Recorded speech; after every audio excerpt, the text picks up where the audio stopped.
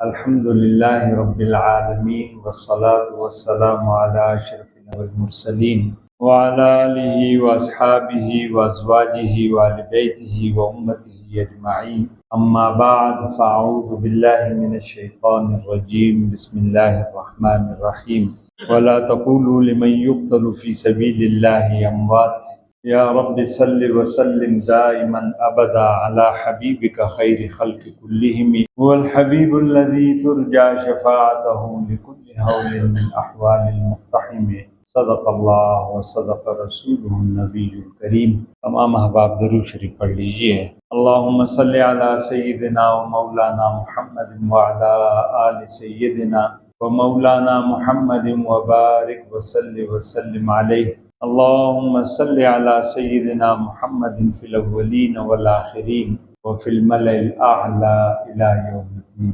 برادران اسلام، میرے محترم بزرگوں، عزیز نوجوان ساتھیوں، محرم الحرام کا بابرکت مہینہ چل رہا ہے اور یہ ماہ مبارک شہداء کی شہادتوں کے عنوان سے معروف ہے. حضرات صحابہ کرام رضوان اللہ تعالی علیہم اجمعین کی قربانیاں اسلام کے لیے، اسلام کی عظمت کے لیے، اسلام کی اشاعت کے لیے، اسلام کی رفعت کے لیے تاریخ انسانی میں اپنی مثال آپ ہیں. محرم الحرام میں جہاں یکم محرم الحرام امیر المومنین امام المسلمین سیدنا فاروق اعظم رضی اللہ تعالی عنہ کی یوم شہادت ہے، اور 10 محرم الحرام کو امام المظلومین سیدنا حسین رضی اللہ تعالی عنہ اور اہل بیت عظام رضوان اللہ تعالی علیہم اجمعین کی مظلومانہ شہادت ہے. اسی طرح بے شمار صحابہ کرام رضوان اللہ تعالی علیہم اجمعین کی مظلومانہ شہادتیں ہمیں حیات الصحابہ میں، صحابہ کی زندگیوں میں ملتی ہیں. آج جس عنوان سے میں آپ حضرات کے سامنے گفتگو کرنا چاہتا ہوں وہ بھی شہداء ہی کی داستان ہے کہ کفار مکہ، کچھ کفار و مشرکین کی جماعت مدینہ منورہ میں رسول اللہ صلی اللہ علیہ وسلم کی خدمت میں حاضر ہوئے اور دھوکے کے ساتھ،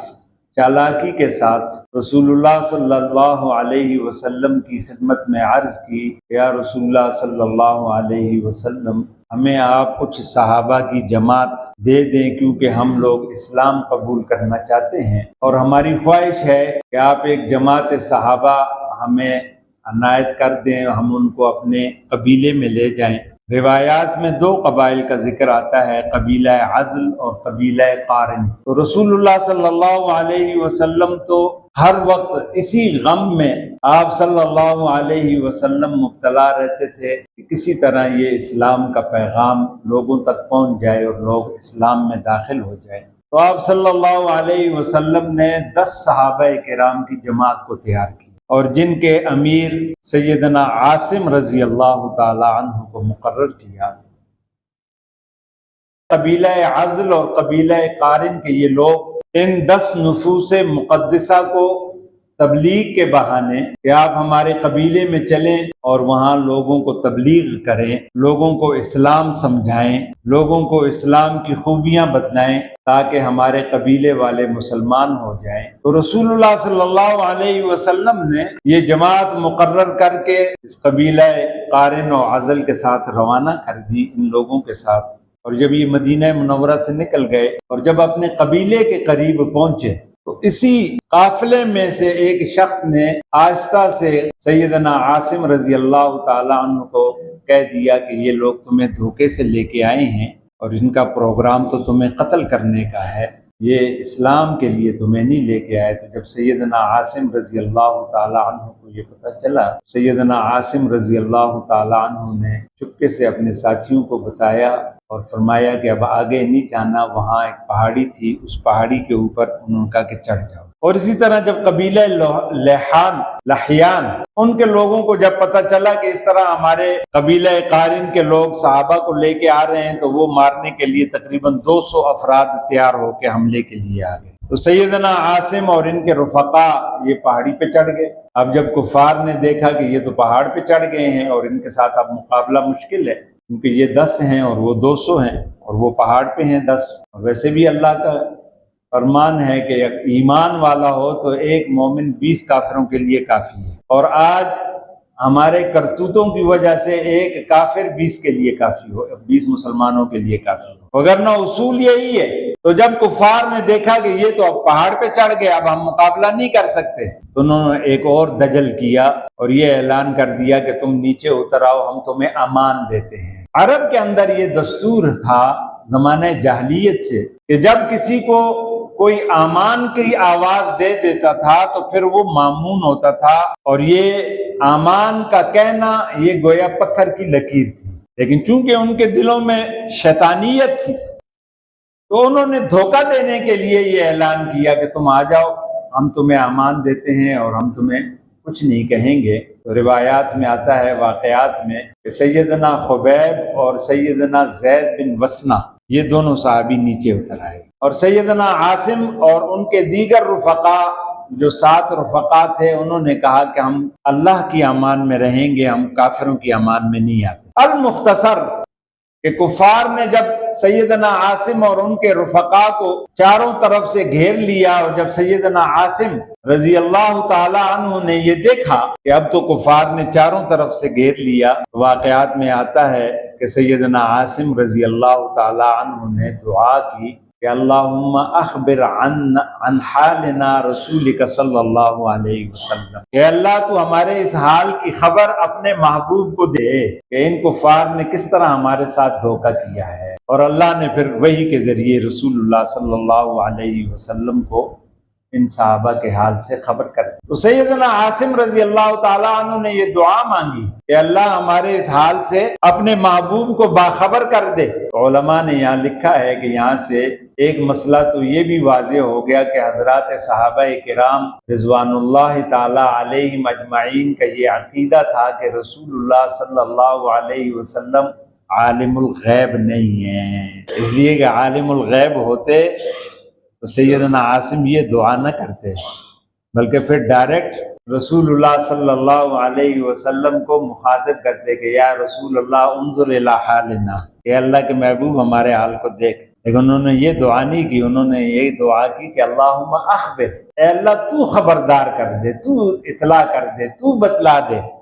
عن حالنا، ہمارے حال سے. تو ایک تو اس عقیدے کی نفی ہو گئی، اور دوسرے اس عقیدے کی نفی بھی ہو گئی کہ رسول اللہ ہر جگہ حاضر و ناظر نہیں ہے. کہ حضرات صحابہ کرام کا یہ عقیدہ تھا کہ رسول اللہ صلی اللہ علیہ وسلم ہر جگہ حاضر ناظر نہیں ہے. اگر ہر جگہ حاضر ناظر ہوتے تو پھر حضرت سیدنا عاصم رضی اللہ تعالی عنہ پھر یہ دعا نہ مانگتے. تو لہذا عقیدہ وہی قابل قبول ہوگا کہ جو عقیدہ رسول اللہ نے صحابہ کو سکھلایا اور صحابہ نے امت کو بتلایا، وہی عقیدہ قابل قبول.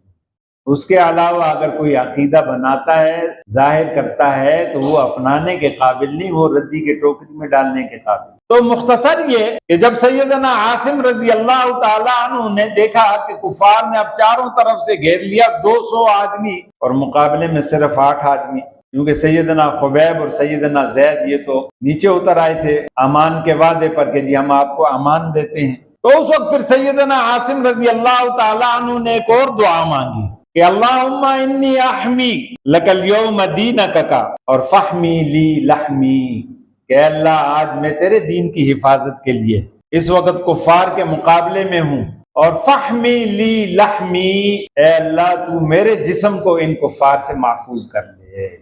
تو روایات میں آتا ہے کہ جب سیدنا عاصم اور ان کے رفقا کفار کے ساتھ مقابلہ کرتے ہوئے شہید ہو گئے، تو یہ سیدنا عاصم وہ ہیں کہ جنہوں نے غزوہ احد میں ایک مشرکہ عورت کہ جس کا نام تاریخ میں سلافہ لکھا ہوا ہے، اس مشرکہ عورت کے 2 بیٹوں کو جہنم واصل کیا تھا غزوہ احد میں. تو اس عورت نے یہ اعلان کیا تھا کہ جو عاصم کا سر کاٹ کے میرے پاس لائے گا تو میں اس کو کاسا بنا کے اس میں شراب پیوں گی اور اپنے بیٹوں کا بدلہ لوں گی، اور میرے پاس سر لانے والے کو میں 100 اونٹ جو ہے وہ انعام کے طور پہ دوں گی. تو اس لیے قبیلہ بنو لحیان میں سے کچھ لالچی افراد بھی تھے، تو ان کی کوشش یہ تھی کہ ہم سیدنا عاصم کو قتل کر کے اور اس کا سر جدا کر کے تو اس عورت سلافہ کے پاس لے جائیں گے اور انعام کے طور پہ 100 اونٹ حاصل کر لیں گے۔ تو جب سیدنا عاصم شہادت سے قبل جب یہ دعا مانگی کہ اللہ جس طرح آج میں تیرے دین کی حفاظت کے لیے اس وقت کفار کا مقابلہ کر رہا ہوں، اے اللہ تو میرے جسم کی حفاظت فرما دینا، یعنی میرا جسم ان کفار کے حوالے نہ کرنا۔ واقعات میں لکھا ہے کہ جب سیدنا عاصم شہید ہوئے اور وہ کفار سیدنا عاصم کے جسم کو کاٹنا چاہتے تھے تو اللہ نے شہد کی مکھیوں کو حکم دیا کہ جاؤ اور جا کے میرے عاصم کی حفاظت کرو۔ تو اچانک سے شہد کی مکھیوں کا ایک بہت بڑا جھنڈ وہ آیا اور سیدنا عاصم کی جہاں لاش پڑی ہوئی تھی اور اس کے ارد گرد انہوں نے کفار کو دور بھگا دیا، تو یہ کفار وہاں سے بھاگے اور سیدنا عاصم کا سر کاٹ نہ سکے، اور شام تک وہ مکھیاں وہاں پہرا دیتی رہی باقاعدہ۔ یہ تو اللہ کی مرضی ہے نا کہ جس سے کام لینا چاہے۔ غار ثور پہ مکڑی سے اور کبوتر سے کام لے لیا، یہاں شہد کی مکھیوں سے کام لے لیا۔ تو واقعات میں لکھا ہے کہ کفار نے مشورہ کیا کہ اب تو اس وقت یہ مکھیاں آ گئی ہیں، شہد کی مکھیاں آ گئی ہیں اور ہم قریب نہیں جا سکتے، لہذا جب یہ مکھیاں چلی جائیں گی تو پھر ہم عاصم کا سر کاٹ کے اور اس سلافہ عورت تک پہنچائیں گے۔ لیکن اللہ کی شان ایسی کہ شام کو موسلادھار بارش ہوئی، اور اتنی زور سے بارش ہوئی کہ اس بارش کے پانی میں اللہ نے سیدنا عاصم کی لاش کو اور باقی جو شہداء تھے ان کی لاش کو بہا کے لے گئے،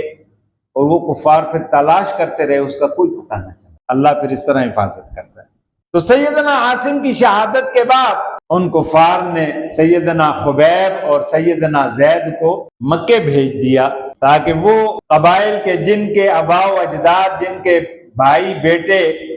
بدر میں مردار ہوئے تھے، وہ ان سے اپنا بدلہ لے سکے۔ تو سیدنا خبیب رضی اللہ تعالی عنہ کو صفوان بن امیہ، کیونکہ امیہ جو تھا وہ غزوہ بدر میں واصل جہنم ہوا تھا، اور اسی طرح زید کو حارث کے بیٹوں نے خرید لیا، اور پروگرام یہ بنایا گیا کہ اب ان کو قتل کر کے ہم اپنے بڑوں کے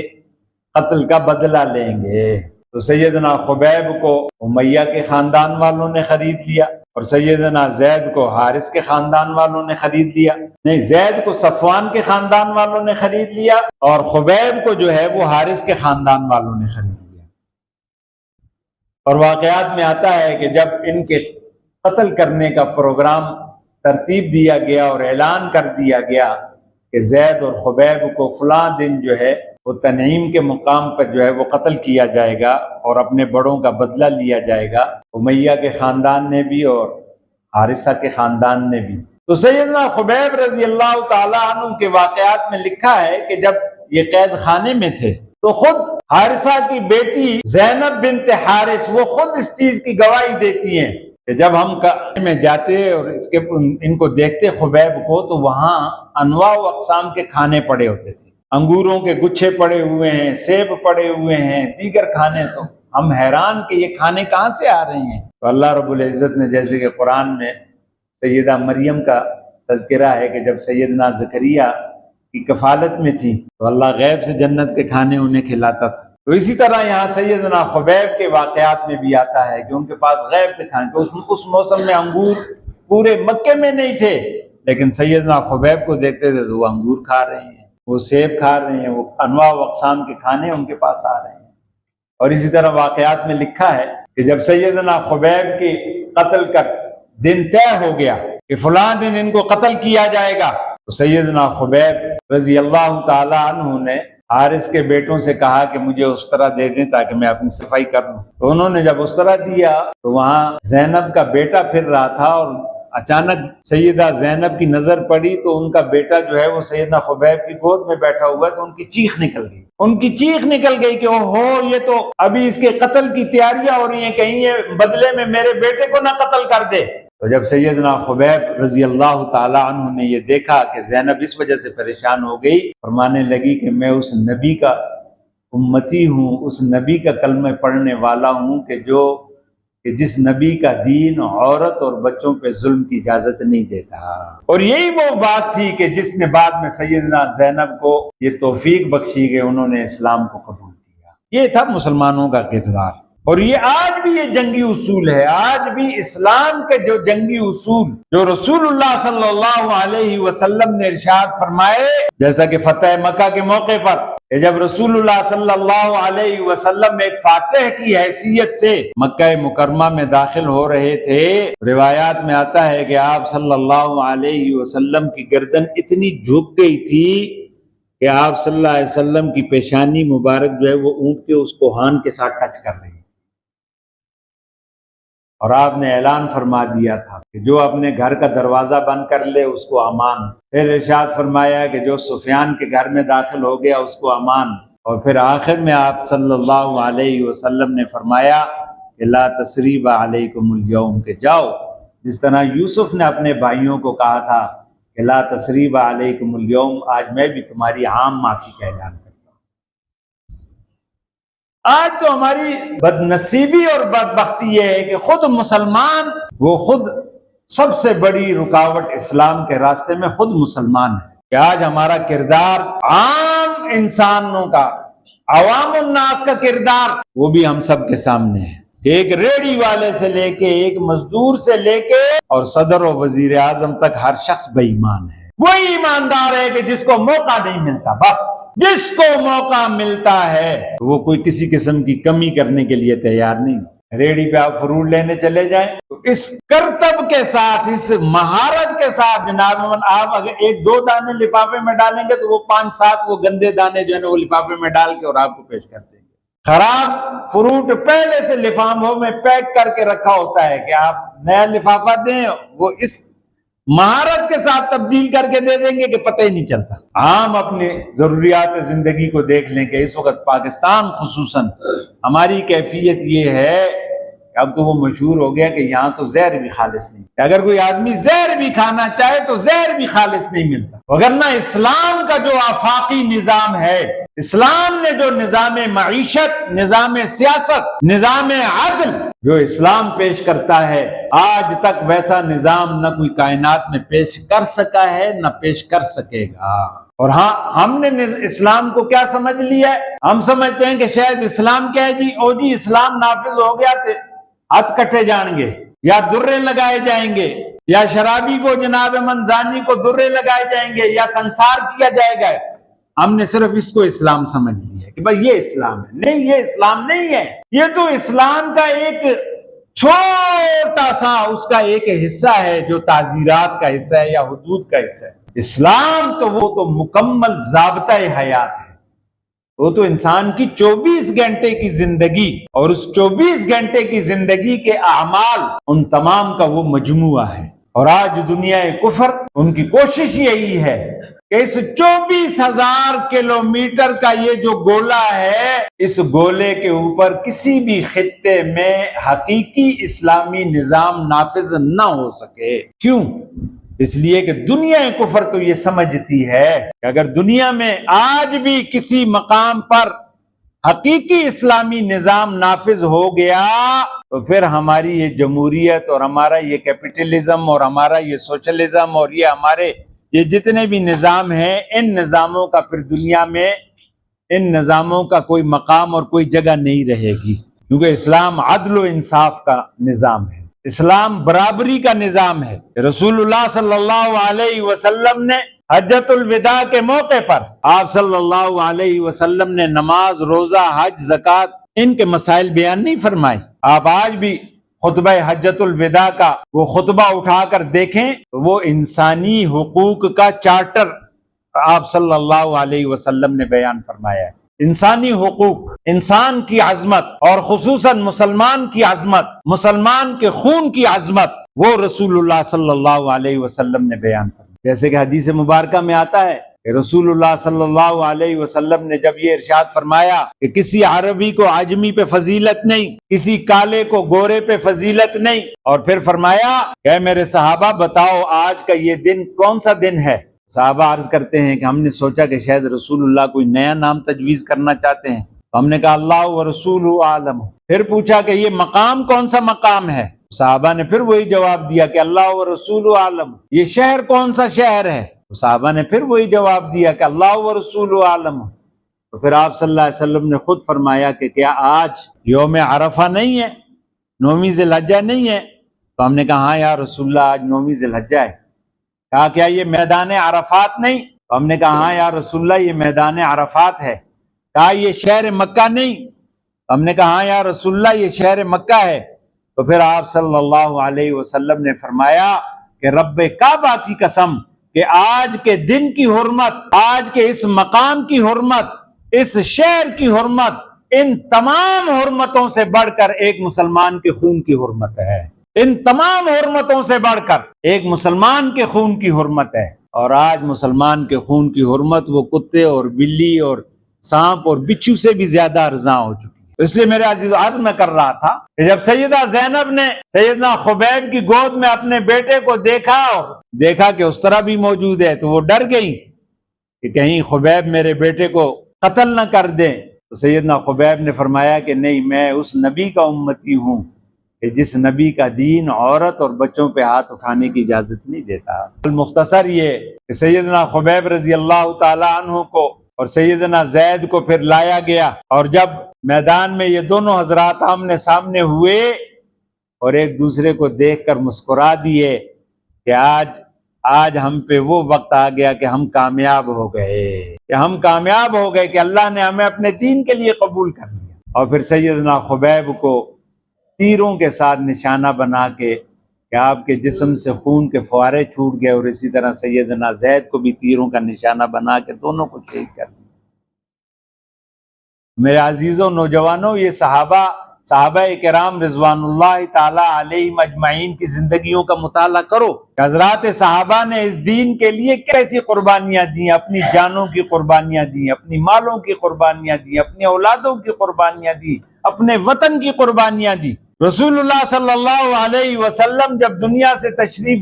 لے جا رہے تھے تو اس وقت ایک اندازے کے مطابق تقریباً کوئی 2.5 لاکھ مسلمان تھے، ایک اندازے کے مطابق 1,20,000 کم و بیش تو حجۃ الوداع کے موقع پہ آپ کے ساتھ تھے، باقی جو اس وقت پھر مدینے میں رہ گئے تھے یا مکے میں تھے یا دیگر جگہوں پہ تھے، یمن وغیرہ میں تھے، اسی طرح خواتین۔ لیکن آج جنت المعلی میں جو تاریخ کے اعتبار سے جو ثبوت ملتا ہے تو تقریباً 10,000 صحابہ کرام کی قبریں جنت المعلی میں ملتی ہیں، اور اسی طرح حضرات صحابیات کی، اور اسی طرح تقریباً 10 سے 15,000 صحابہ اور صحابیات کی قبریں جنت البقیع میں ملتی ہیں۔ اور باقی تمام کے تمام صحابہ کرام اس وقت رسول اللہ صلی اللہ علیہ وسلم کے حجۃ الوداع کے موقع پر جو آپ نے ارشاد فرمایا کہ بلغوا عنی ولو آیا، کہ تم اس دین کو پہنچاؤ دنیا تک، اگر ایک آیت بھی جانتے ہو تو وہ بھی پہنچاؤ۔ یہی وجہ ہے کہ آج پوری دنیا میں چائنا سے لے کے افریقہ کے جنگلوں تک، اور اسی طرح جناب من یورپ کے پہاڑوں تک، جہاں بھی آپ چلے جائیں تو وہاں صحابہ کی قبریں ملتی ہیں۔ اگر صحابہ بھی آج ہم سنیوں کی طرح، جیسے آج ہم سن ہو چکے ہیں اور ہمارے ذہنوں کو جو مفلوج کر دیا گیا ہے، اگر صحابہ بھی یہی طرز عمل اپناتے تو شاید آج دنیا میں کلمہ پڑھنے والا کوئی نہ ملتا۔ لیکن صحابہ کی قربانیوں کی وجہ سے، صحابہ نے رسول اللہ صلی اللہ علیہ وسلم کے دین کے لیے اپنے ملک کو بھی چھوڑا، اپنے اولادوں کو بھی چھوڑا، اپنی جائیدادوں کو بھی چھوڑا، اور آپ صلی اللہ علیہ وسلم اور پھر اس کے بعد جو غزوات ہوئے سیدنا عثمان غنی کے دور میں اور سیدنا علی کرم اللہ وجہہ کے دور میں تقریباً 85 لاکھ مربع میل تک اسلام الحمدللہ دنیا میں پھیل چکا تھا۔ 85 لاکھ مربع میل، یہ وہ صحابہ کی قربانی ہے۔ اس لیے نوجوانوں، حضرات صحابہ کی زندگیوں کا مطالعہ کریں اور اپنی زندگیوں کو ان کے مطابق ڈالنے کی کوشش کریں، ان کو اپنا آئیڈیل بنائیں۔ ان ناچنے گانے والوں کو آئیڈیل نہ بناؤ، ورنہ کل قیامت کے دن انہی کے ساتھ حشر ہوگا۔ یہ میری بات نہیں، یہ رسول اللہ کا فرمان ہے۔ الرجل مع من احبہ، دنیا میں جن کے ساتھ محبت کرتے ہوگے، جن کے ساتھ اپنی وضع قطع شکل و صورت بناتے ہوگے، جن کی نقالی کرو گے، جن کو اپنا آئیڈیل بناؤ گے، تو کل قیامت کے دن حشر انہی کے ساتھ ہوگا۔ تو اگر چاہتے ہو کہ کل قیامت کے دن ان ناچنے گانے والوں کے ساتھ ہمارا حشر ہو تو پھر لگے رہو، جس کام میں لگے ہو لگے رہو۔ اور اگر چاہتے ہو کہ کل قیامت کے دن حضرات صحابہ کرام کے ساتھ رسول اللہ صلی اللہ علیہ وسلم کی شفاعت مل جائے اور رسول اللہ کی رفاقت مل جائے تو وہ پھر زبانی جمع خرچ سے نہیں ہوگی کہ پھر اپنی زندگیوں کو ان کے مطابق ڈالنا ہوگا، اپنے عمل کو، اپنی شکل کو، اپنی وضاقتہ کو، اپنے لباس کو، اپنے معاملات کو پھر رسول اللہ صلی اللہ علیہ وسلم اور حضرات صحابہ کی تعلیمات کے مطابق بنانا ہوگا تو تب کامیابی ہوگی، وگرنہ آج جن کے ساتھ جن کی نقالیاں کر کے جن کے وضاقتہ اور جن کی شکل و صورت اور جن کا ہیئر سٹائل یہ بنا کے ہم بڑے خوش ہوتے ہیں کہ میری شکل فلانے کنجر کے ساتھ مل رہی ہے، میرا لباس فلانے کنجر والے برانڈ کا میں نے لباس پہنا ہے، تو کل پھر جوتے بھی اسی طرح لگیں گے۔ اللہ